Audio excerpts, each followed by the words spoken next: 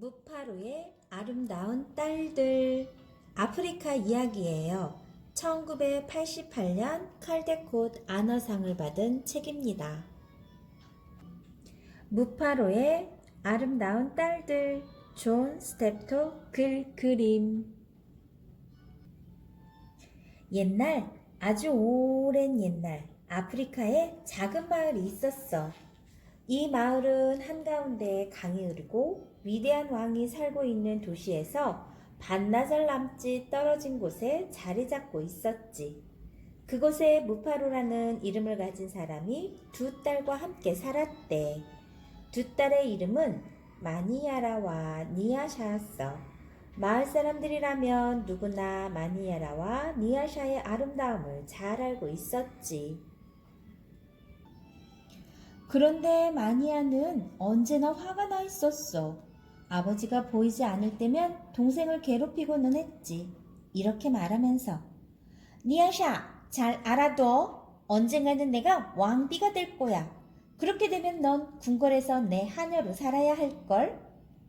니아샤는 이렇게 말을 받았지. 그렇게 된다면 난 기쁘게 언니를 위해 일할 거야. 그런데 왜 그렇게 말을 해? 언니는 지혜롭고 건강하고 아름답잖아. 왜 조금도 행복해 보이질 않아? 마니아라가 대답했어. 왜냐하면 모든 사람들이 말하기 때문이야. 너가 얼마나 착한지를. 사람들은 네가 하는 일이라면 뭐든지 칭찬하잖아. 아버지도 너를 가장 사랑하시는 게 분명해. 그렇지만 내가 왕비가 되면 모든 사람들이 알게 될 거야. 어리석을 만큼 친절하다는 것이 바로 너의 못난 점이라는 걸. 니아샤는 이렇게 말하는 마니아라가 안타까웠어. 그래도 언니 말은 못 들은 척하고 니아샤는 집안일을 하곤 했지. 니아샤는 작은 정원을 가꾸고 있었어.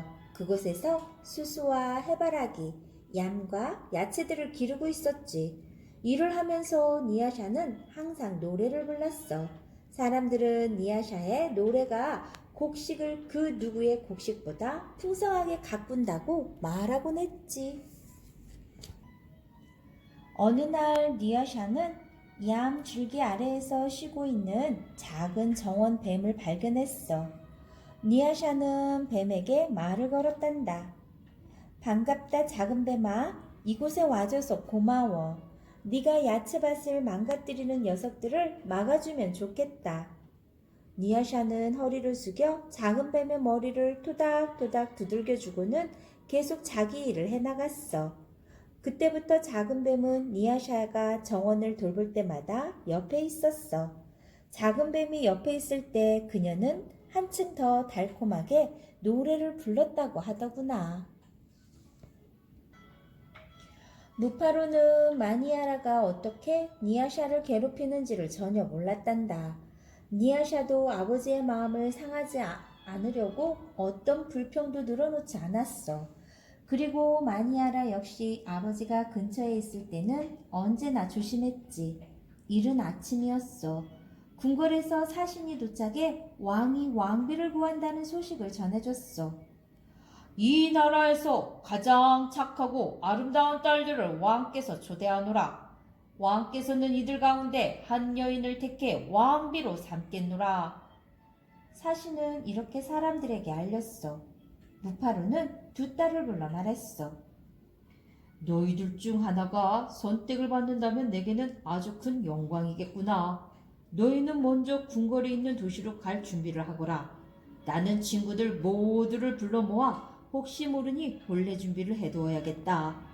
내일 해가 뜨면 바로 출발하도록 하자. 마니아라가 다정하게 말했지. 그런데 아버지, 아무리 왕비가 된다고 하더라도 우리 둘 다 아버지 곁을 떠난다는 것은 견디기 힘든 일이에요. 게다가 니아샤는 아버지 곁을 떠난다면 슬픔을 못 이기고 죽을지도 몰라요. 저는 강하니까 저를 궁궐로 먼저 보내주세요. 가여운 니아샤는 여기 아버지와 함께 있는 것이 더 행복할 거예요. 무파루가 자랑스럽다는 듯 웃으며 말했어. 왕께서는 이 세상에서 가장 착하고 아름다운 여자를 찾고 있어. 마니아라, 안 된단다. 너만 보낼 수가 없어. 왕만이 너희 둘 가운데 한 사람을 선택할 수 있단다. 너희 둘 모두 가야만 한다. 그날 밤 마을 사람들이 모두 잠들었을 때 마니아라는 조용히 마을을 빠져나왔단다. 마니아라는 한 번도 밤에 숲속을 가본 적이 없어서 무서웠지. 그러나 왕 앞에 가장 먼저 나타나 왕이 자신을 선택하도록 만들고 싶은 욕심이 무서움을 앞섰단다. 서둘러 가던 중 그녀는 갑자기 길 한복판에 나타난 어린 소년을 보고 깜짝 놀랐어. 그 소년이 말했어. 저기요, 배가 고파요. 제게 먹을 것을 좀 주세요. 마니아라가 대답했지. 내겐 내가 먹을 것밖에 없어. 소년이 다시 말했어. 제발요, 전 너무 배가 고파요. 저리 비켜 이 녀석아. 내일이면 난 너의 왕비가 될 몸이시다. 어디 감히 내 앞길을 가로막고 섰느냐? 아주 먼 길을 걸은 다음이었어. 마니아라는 작은 공터에 이르렀어. 그곳에는 달빛을 등진 그늘 속 큰 바위 위에 할머니 한 분이 앉아 있었지. 할머니가 말했어. 마니아라, 내가 좋은 걸 알려주마. 이 길로 쭉 가면 두 갈래 길이 나온단다. 그 길에는 작은 숲이 있고 그곳의 나무들은 너를 보고 웃을 게야. 그래도 넌 결코 같이 웃어서는 안 돼. 그 다음에는 머리를 발에 끼고 있는 남자를 만날 것이다. 넌 그 남자를 공손하게 대해야 한다. 내 이름은 어떻게 알았죠? 어찌 감히 미래의 여왕이 될 나에게 충고 따위를 늘어놓다니. 저리 비켜요, 이 더러운 늙은이. 마니아라는 잔뜩 비난을 늘어놓은 뒤 뒤돌아보지 않고 제 갈 길을 서둘러 갔어. 얼마 안가 할머니가 말한 대로 마니아라는 작은 숲에 도착했고 나무들은 정말 마니아라를 보고 웃어댔어. 마니아라는 생각했어. 흥분하면 안 돼. 난 절대 놀라지 않을 거야. 그렇지만 나무를 보고는 웃음을 커다랗게 터뜨렸어. 하하하, 정말 웃긴다, 니네 나무들. 마니아라는 소리치고는 서둘러 갈 길을 갔단다. 마니아라가 쏟아지는 물소리를 들었을 때는 아직 동이 트기 전이었어. 마니아라는 생각했지. 강이 바로 앞에 있는 게 분명해. 그럼 거대한 도시는 반대쪽에 있을 거야. 그때 언덕 위에서 마니아라가 본 것은 자신의 머리를 팔에 끼고 있는 남자였어. 마니아라는 한마디 말 없이 그를 지나쳐 달려갔지. 왕비는 즐겁게 해주는 사람들만 아는 체 하는 거야.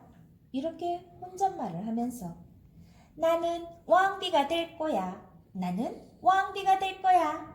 마니아라는 노래를 부르며 서둘러 궁궐이 있는 도시를 향해 걸음을 재촉했지. 니아샤는 아침 햇살이 떠오를 때 제일 먼저 일어났어. 가장 좋은 옷을 입으며 이날이 지나면 자신의 삶이 영원히 바뀔지도 모른다고 니아샤는 생각했어. 그래도 늘 해오던 생각에는 변함이 없었어. 난 여기에서 사는 게 더 좋은데 이 마을을 떠나고 싶지가 않아. 왕비가 되면 아버지도 다시는 볼 수 없고 작은 뱀에게도 노래를 불러줄 수가 없겠지. 니아샤의 생각은 밖에서 모여든 혼례식 축제를 위해 모여든 사람들의 시끌벅적한 외침과 소란스러움 때문에 중단되었어. 마니아라가 없어졌다! 모두가 그녀의 이름을 부르며 찾아 헤맸소. 그러다 도시로 가는 길 위에 난 마니아라의 발자국을 보고는 계획대로 진행하기로 결정했지. 혼례 행렬이 숲으로 들어가자 밝은 깃털이 달린 새들이 나무 아래 시원한 초록빛 끈을 여기저기를 날아올랐어. 언니가 걱정되긴 했지만 니아샤의 마음은 곧 눈에 보이는 이 모든 것들 때문에 흥분으로 가득 차올랐어. 그들이 숲속 깊이 들어섰을 때 니아샤는 길 한켠에 서 있는 작은 소년을 보았어. 배가 고파 보이는구나. 그녀는 이렇게 말하며 점심으로 싸온 얌을 건네주었어. 소녀는 웃으며 왔을 때처럼 조용히 사라졌어. 한참 가다가 행렬이 두 갈래 길에 도착했을 때 할머니가 나타나 조용히 도시로 가는 방향을 가리켰어. 니아샤는 고맙다는 인사와 함께 해바라기 씨앗으로 가득 채운 작은 주머니를 드렸어. 축하의 행렬이 키가 큰 나무들의 숲에 이르렀을 때 해는 하늘로 빛떠올랐어. 가장 꼭대기에 매달린 가지들이 니아샤가 지나갈 때 인사라도 하듯 가지를 숙였어. 마침내 목적지에 도착했음을 누군가가 알렸어. 니아샤는 앞으로 나가 다른 사람들이 따라잡기도 전에 언덕 위로 내달렸어. 도시의 모습을 처음 본 니아샤는 우뚝 멈춰섰어. 오, 신이시여. 위대한 영혼이 여기를 지키고 있음이 분명해요. 우리 앞에 있는 저 도시를 봐요. 이다지도 아름다운 곳이 있으리라고는 꿈에도 생각지 못했어요. 서로의 팔을 낀 채 아버지 무파로와 니아샤는 언덕을 내려왔어. 강을 건너고 궁궐의 문 앞에 도착했지. 그들이 커다란 문을 들어서자마자 바람에 실려 찢어질 듯한 비명소리가 울려 퍼졌어. 성곽의 한 가운데 있는 건물에서 허겁지겁 마니아라가 달려나왔어. 그리고 니아샤를 보자마자 그 앞에 쓰러져 흐느꼈어. 니아샤, 왕에게 가지마. 제발, 제발. 아버지, 니아샤가 가지 않게 해주세요. 마니아라는 미친 듯이 울부짖었어. 저 안에 거대한 괴물이 있어요. 머리가 5 달린 뱀. 그 뱀은 내 잘못을 모두 알고 있고 자신을 노엽게 만들었다고 말했어요. 어서 사라지지 않으면 산채로 삼켜버릴 기세였어요. 내 동생 니아샤, 제발 그곳으로 들어가지 마. 언니가 제정신이 아닌 것을 보고 니아샤도 너무 놀랐어요. 그러나 마니아라를 진정시키도록 아버지에게 맡겨두고는 씩씩하게 그 건물로 다가가 문을 열어 젖혔어요. 거대한 왕좌 위에는 작은 정원의 뱀이 앉아 있었어요. 니아샤는 그제서야 안심하고 기뻐하며 웃음을 지었어요. 그리고 반가움에 소리를 질렀어요. 내 작은 친구, 널 여기서 보다니 얼마나 기쁜지 모르겠다. 그런데 왜 여기에 있는 거니? 작은 뱀이 대답했어요. 내가 바로 왕이다.